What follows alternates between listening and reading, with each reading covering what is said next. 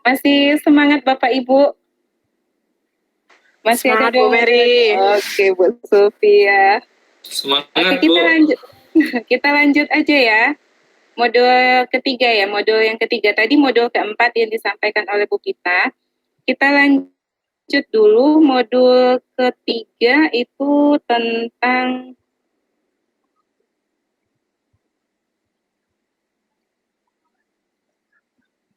mendampingi murid dengan utuh dan menyeluruh akan disampaikan oleh Bu Sufia Nur Oktaviani dari SMA N1 Mantang yang juga sebagai penggerak komunitas belajar MGMP Fisika sekaligus penggerak komunitas belajar SMA N1 Mantang. Kepada Bu Sufia kita persilahkan. Silakan Bu Sufia. Baik, terima kasih Bu Mary. Suara saya sudah terdengar jelas, Bu? Sudah jelas. Baik. Assalamualaikum warahmatullahi wabarakatuh. Selamat ini sore ya. Selamat sore Bapak Ibu semua, Bapak Ibu guru hebat. Ini ternyata luar biasa webinar pada hari ini dihadiri bukan hanya dari Kabupaten Bintan, juga ada beberapa guru yang dari Sulawesi tadi ya, dari Sulawesi dan Gorontalo. Selamat datang Bapak Ibu. Semoga kita sama-sama bisa belajar untuk pendidikan yang lebih baik. Nah, izin share screen ya Bu Mary. Oke, silakan Bu. Oke. Saya izin. Baik, sudah tampak layarnya Bu Mary. Ini saya langsung tampil dari Canva aja. Oke. Baik. Oke, sudah. Oke, sebentar.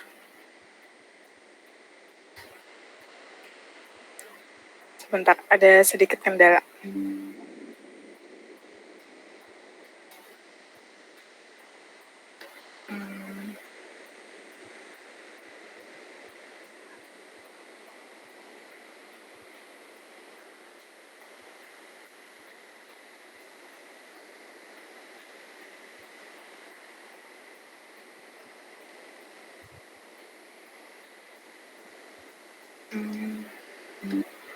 Sudah tampil, Bu?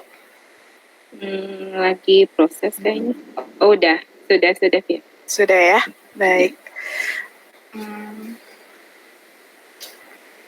Baik Bapak Ibu, izinkan saya menyampaikan topik Merdeka Belajar pada platform Merdeka Mengajar. Di sini saya kebagian andil di modul ketiga, yaitu mendampingi murid dengan utuh dan menyeluruh.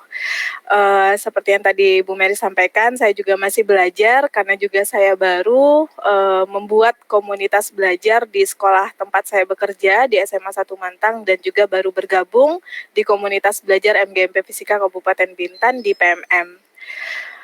Baik Bapak Ibu, tidak banyak yang ingin saya sampaikan, saya hanya berbagi pemahaman terkait apa yang sudah saya pahami dari modul ketiga, mendampingi murid dengan utuh dan menyeluruh. Jadi dari Merdeka Belajar ini, topik pelatihan ini terdapat 5 modul yang nantinya akan kita sama-sama selesaikan pada hari ini, dan tadi sudah 3 modul disampaikan oleh pemateri sebelumnya, narasumber sebelumnya. Nah, di modul ketiga ini ada 2 topik subtopik ya, yang perlu kita selesaikan, perlu kita pahami sama-sama Bapak Ibu. Yang pertama yaitu bagian topik kodrat murid dan kemudian yang kedua adalah topik trikon. Nah, di sini 2 kata kunci yang saya pahami yang perlu kita tanamkan sebagai pendidik. Yang pertama yaitu kita harus tahu bahwa tidak ada individu yang sama. Jadi anak murid kita Bapak Ibu itu sangat unik, beragam, semuanya itu tidak sama. Bahkan kalau ada di sekolah itu ada anak kembar pun itu memiliki keunikannya masing-masing, tidak ada individu yang sama. Nah, yang kedua, kunci yang perlu kita pahami juga adalah zaman itu selalu bergerak dinamis Bapak Ibu. Kita tidak bisa samakan zaman ketika kita menjadi murid dulu, kemudian kita terapkan ketika kita menjadi guru, itu tidak bisa. Seperti yang sudah disampaikan oleh narasumber sebelumnya.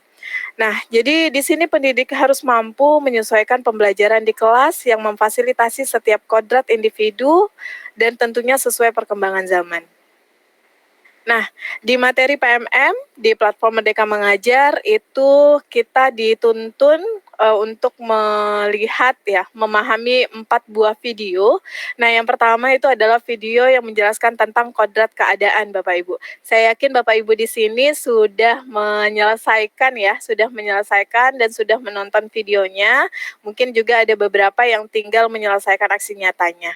Nah, kodrat keadaan itu yang saya pahami merupakan bagian yang tidak terpisahkan dari dasar pendidikan murid. Terdiri dari 2, yaitu ada kodrat alam dan kodrat zaman. Ini merupakan gagasan dari Ki Hajar Dewantara yang kemudian nanti kita ulas lagi Bapak Ibu. Nah, beliau mengatakan bahwa segala perubahan yang terjadi pada murid itu dihubungkan dengan kodrat keadaan, baik itu kodrat alam maupun kodrat zaman. Nah, di sini saya tampilkan gambar ini kebetulan di sekolah saya, Bapak Ibu. Kita mau nggak mau memang harus mengikuti perkembangan zaman, tetapi tetap juga kita memilah menggunakan teknologi yang sesuai dengan perkembangan generasi Z kita pada hari ini, karena anak-anak kita, murid kita adalah generasi Z pada saat ini. Nah, tadi saya menyinggung bahwa ada kodrat alam dan kodrat zaman Bapak Ibu. Bagaimana kita menghubungkan dasar pendidikan murid dengan kodrat alam dan kodrat zaman? Ternyata kita harus paham dulu apa itu kodrat alam dan apa itu kodrat zaman. Kodrat alam itu adalah dasar pendidikan murid yang berkaitan dengan sifat dan bentuk lingkungan di mana mereka berada. Nah, ini maksudnya Bapak Ibu semua itu ngajarnya di daerah mana? Kalau misalnya kita ngajar di daerah perkotaan berarti tadi ini ya kita menuntun anak kita untuk belajar sesuai kontekstual mereka sebagai masyarakat di daerah perkotaan. Nah, kalau kita misalnya mengajar di murid-murid yang berada di daerah pesisir, maka kita juga menuntun mereka untuk belajar secara kontekstual yang sesuai dengan masyarakat pesisir. Artinya kodrat alam di sini kita harus sesuai dengan di mana murid tinggal dan hidup, Bapak Ibu. Agar pembelajaran yang mereka terima itu pembelajaran yang bermakna, yang mereka juga bisa terapkan di kehidupan masyarakat nantinya. Nah, untuk kodrat zaman Bapak Ibu, kodrat zaman itu adalah bagian dasar pendidikan murid yang berhubungan dengan isi dan irama.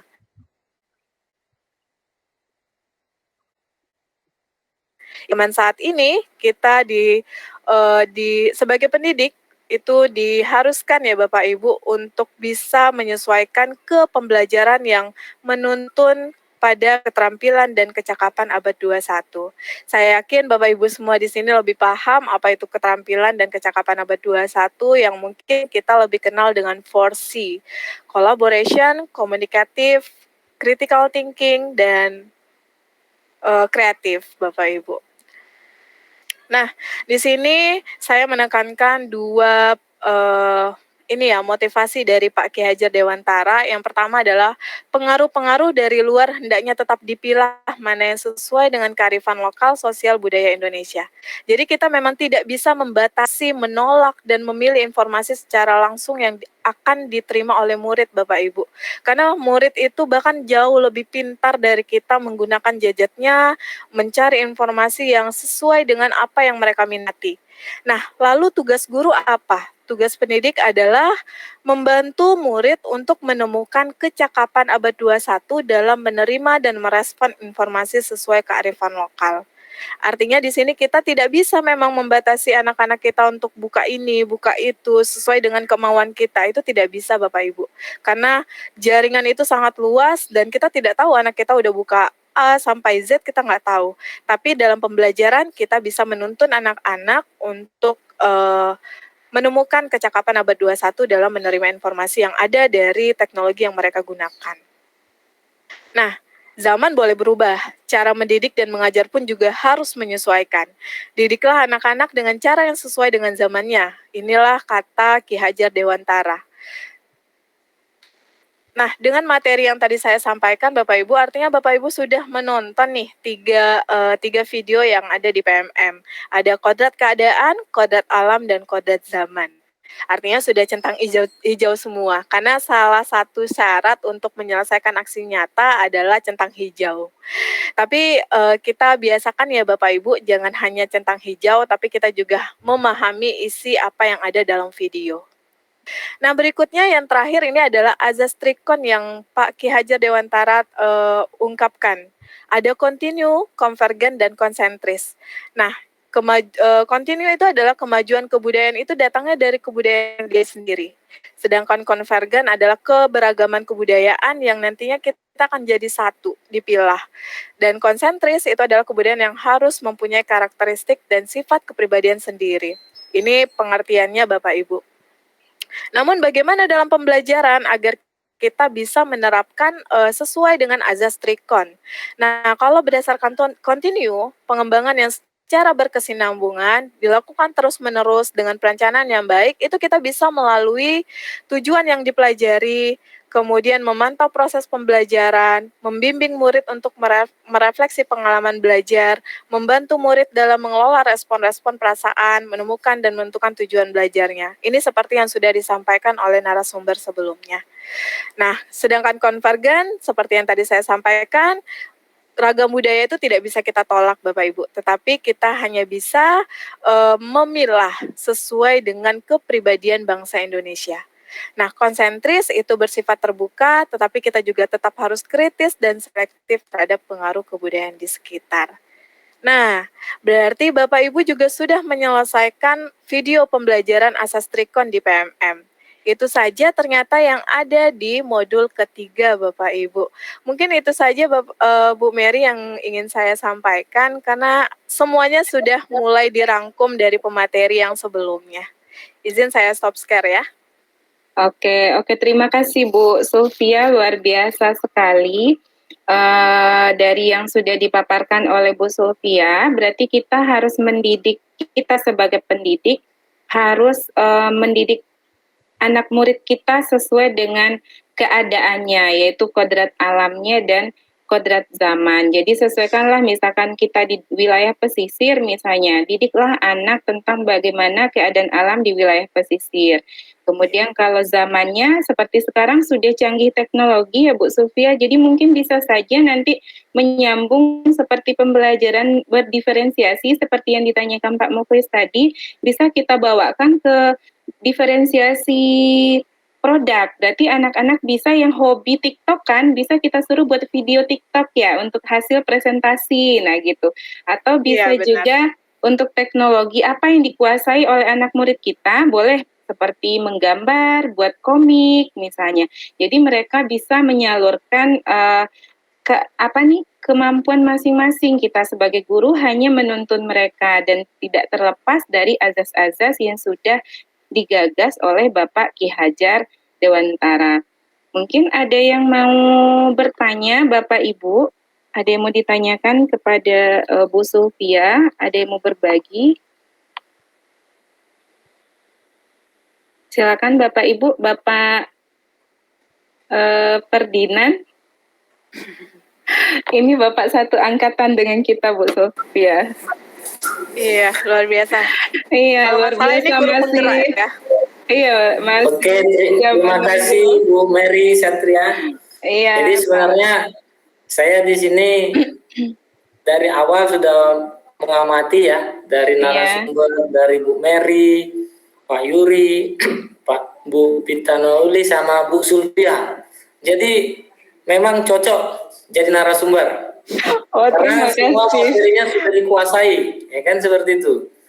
Kebetulan juga saya juga sedang mengikuti PMM juga ya, tapi hanya pribadi, untuk pribadi saya aja. Kita nggak ada, belum istilahnya komunitas belajar saya belum ikut, sama teman-teman yang lain juga belum. Istilahnya inisiatif. Jadi saya lihat paparan dari Bapak Ibu semuanya boleh dikatakan mantap. Terima kasih. Mungkin setelah ini Bapak bisa menjadi penggerak komunitas juga Pak, menyelesaikan aksi nyata. Iya. Untuk sekolah SMA Bintang. Aksi nyata saya masih menunggu validasi, belum divalidasi sudah bulan 7 kemarin saya buat ada 3 modul. Sampai sekarang masih nunggu validasi, makanya nggak apa-apa Pak, kan yang 2 topik kurikulum merdeka sama perencanaan pembelajaran sudah upload aksi nyata? Sudah. Oh, berarti sudah bisa Bapak langsung buat komunitas SMAN 2 Bintang Pesisir langsung di PMM, nanti langsung disetujui. Ya, ceritanya kan kita harus menggerakkan teman-teman juga kan? Nggak apa-apa, nanti sambil berjalan waktu bisa. Nggak apa-apa, Bapak langsung aja nanti buat komunitas SMA-nya. Iya, berbagi baru tadi pagi, ini mungkin sedikit berbagi Ibu Mary. Tadi pagi juga saya mendaftarkan kombel SMA saya, Pak Ferdinand, dan langsung ternyata setelah kita menyelesaikan topik aksi nyata topik 2 dan 3, kita langsung daftarkan komunitas dan langsung kita isi visi misi di situ dan sudah langsung terdaftar. Gitu. Iya Pak Yuri, sekarang kayaknya syaratnya lebih dipermudah dari yang sebelumnya. Iya. Jadi nanti Pak Ferdinand sudah bisa ya habis webinar ini langsung daftarkan komunitasnya. Mau komunitas matematika juga bisa Pak? Mungkin ya, nanti saya koordinasi dulu sama senior Pak Joni. Ya. Oke, nanti aja Pak Joni. Oke, terima kasih Pak Ferdinand atas apresiasi. Oh ya, izin Bu Mary. Ya. Bapak Ibu yang hadir di Google Meet ini jangan lupa untuk mengisi absensi hari ini ya, presensi hari ini, karena nanti juga kan kita sama-sama menyelesaikan aksi nyata.